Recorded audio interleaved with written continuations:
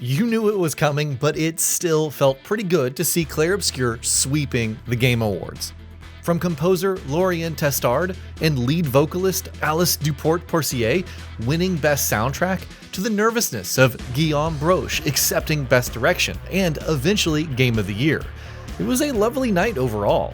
Of course, Sandfall Interactive didn't just leave things on that note, and released the game's major free update before the show went off the air. We are the Warriors of Legend. We are here to challenge the dastardly Obscur, most villainous of all villains. Simply titled, Thank You, this is less of a patch with some new content and more like free DLC. And above all else, it is fantastic. So let's dive into everything great about this, starting with the new area. And light spoilers follow for certain bosses if you've yet to explore much of the game, but we'll keep story spoilers to a minimum. Definitely on the larger side compared to many others in the game, it is considered one of the oldest parts of the world, and it's easy to see why. Upon entering, it feels like paint is scattered haphazardly in places. Other spots feature simpler, childlike patterns. It's not long before you're introduced to the gorgeously bizarre landscape as a whole, teeming with lollipops, balloons, and the giant stone face of Esquier in the distance. Even the save point flag isn't a traditional expedition banner, but one of a familiar-looking boy and his dog, playing. Further exploration yields even more incredible sights. Gestrels are simply hanging out in a resort-like surrounding, Esquier-shaped flowers blooming all over the place. Even a joyous carousel that each party member can take turns riding on, unlocking some neat outfits and hairstyles as a result.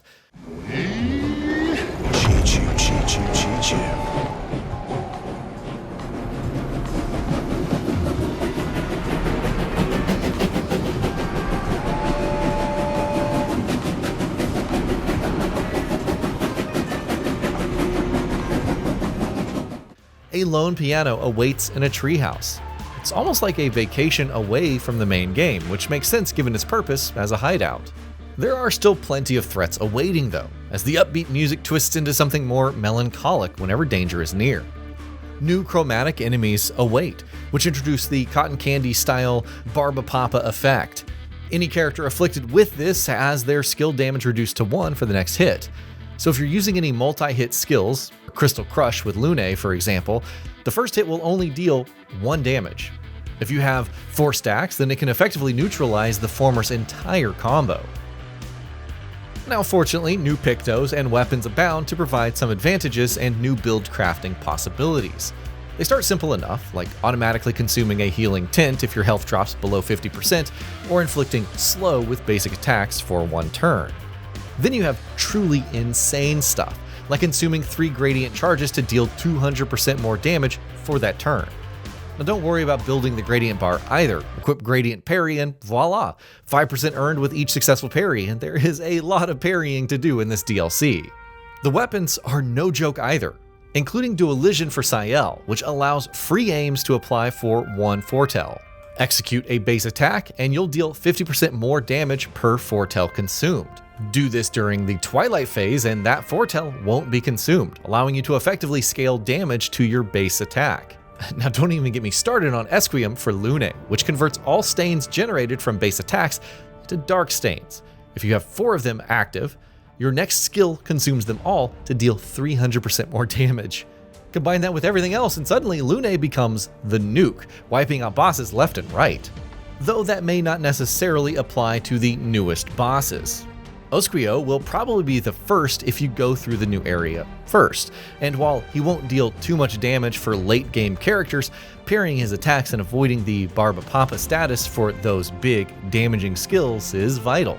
Of course, this entire exercise is more whimsical than life-threatening, but it is still great for sharpening your skills if you have not played in a while. If you choose to explore the new area further, you'll discover hidden puzzles and some funny conversations with Gestrels. But if it's a greater challenge that you want, well, head over to the Endless Tower where 4 new bosses await. And they are definitely no joke. Remember the Dualiste boss that wiped out many expeditions before yours? Well, how about fighting 2 at once? And to clarify, you're not just fighting 2 of them. They're both also constantly attacking at the same time, and the combos are long. Of course, they'll seem like a mercy when you encounter the chromatic Lamp Master, whose lamp, trial, and projectiles remain as obnoxious as ever. You'll also fight a stronger version of a boss from the Flying Manor, which ups the memory game aspect of its regular version by only allowing you to deal damage if you successfully counterattack. However, all of them pale in comparison to Simon, the Divergent Star.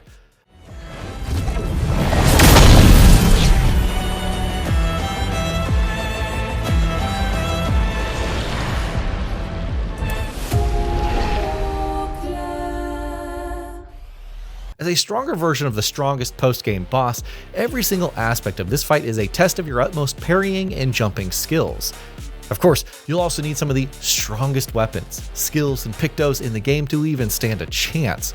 A truly fitting test for some of the most broken builds that are out there.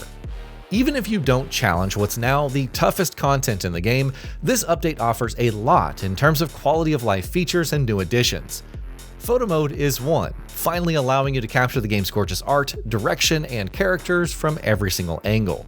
You can also finally save multiple Lumina loadouts instead of manually swapping them out depending on the boss.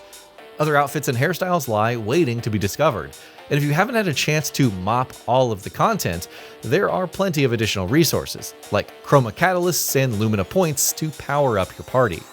Adding on to all of this is FSR4 upscaling and frame generation support for smoother performance, input remapping for more comfortable play, and even an option to scale the HUD's elements. Combined with Steam Deck and ROG Xbox Ally verification, alongside other tweaks like adjusted graphics settings, turning off VSync, and better text legibility, and Clair Obscur is now even better to play on the go. What's interesting about this update is that it feels like a send-off of sorts for the title that captured so many hearts and minds throughout this year.